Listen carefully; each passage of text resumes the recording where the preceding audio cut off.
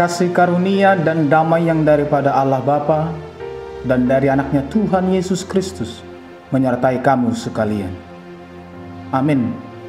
Horas Salimanta, sangahon 5 menit manangihot Tuhani, Matius 5 ayat 4. Berbahagialah orang yang berduka cita, karena mereka akan dihibur. Apa yang dikatakan Tuhan Yesus ini tidak lazim. Yang namanya berduka cita pasti sangat berbeda dengan berbahagia. Duka cita adalah lawan kata dari kebahagiaan.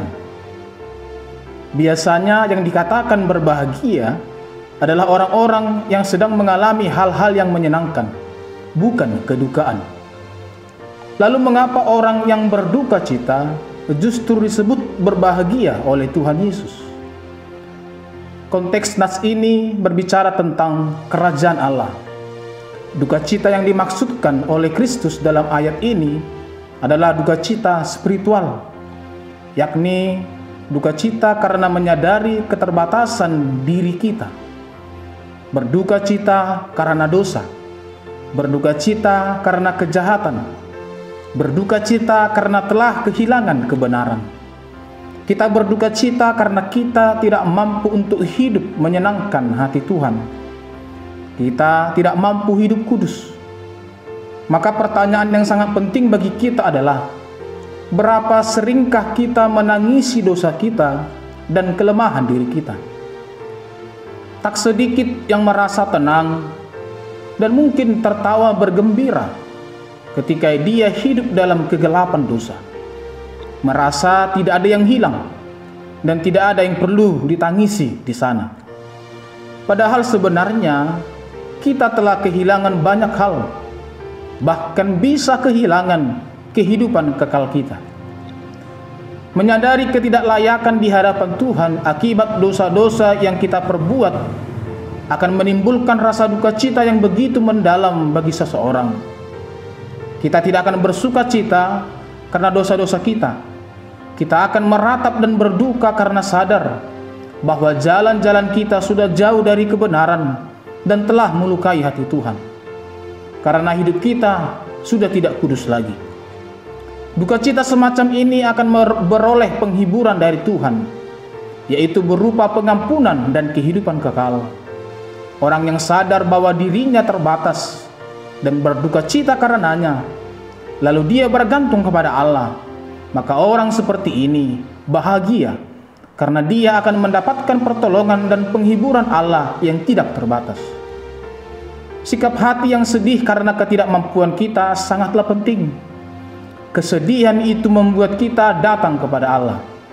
Namun kalau kita merasa diri hebat, merasa diri benar, kita pasti tidak akan bersedih. Kita merasa diri mampu sehingga kita tidak akan mendapatkan pertolongan dari Tuhan. Kunci untuk mendapatkan pertolongan Tuhan adalah menyadari ketidakmampuan diri kita. Apapun duka cita kita, Tuhan menjanjikan penghiburan melalui Roh Kudus-Nya. Roh Kudus bekerja dengan memberikan damai sejahtera yang akan memelihara hati dan pikiran kita. Roh Kudus juga bekerja dengan menuntun kita ke dalam seluruh kebenaran Allah. Penghiburan di dalam firman Tuhan adalah penghiburan akan keselamatan kekal yang diberikan oleh Tuhan. Orang-orang yang berduka cita dan bertobat karena keberdosaannya adalah orang-orang yang akan diselamatkan. Allah akan menghibur mereka dengan penghiburan yang kekal. Allah akan menghibur mereka dengan keselamatan. Selamat berduka akan keberdosaan dan ketidakberdayaan kita di hadapan Tuhan. Amin, kita berdoa. Kami sungguh bersyukur ya Allah,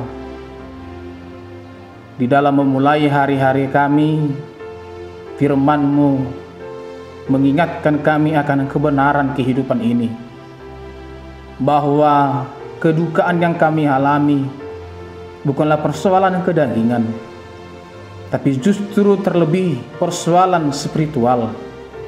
Ketika kami masih hidup dalam dosa, ketika kami hidup tidak kudus, ketika kami menyadari ketidakberdayaan kelemahan kami untuk senantiasa hidup kudus di hadapan-Mu, disitulah kami berduka. Dan oleh karena kedukaan kami itu, kami mau berserah kepada Engkau, datang kepada Engkau dan bertobat akan segala dosa-dosa kami, sehingga pertolongan yang daripadamu, penghiburan yang daripadamu, Engkau berikan kepada kami. Ajar kami Tuhan untuk senantiasa berduka ketika kami tidak mampu hidup kudus di hadapan-Mu. Anugerah Tuhan Yesus Kristus, kasih setia Allah Bapa, dan persekutuan Roh Kudus kiranya menyertai kamu sekalian.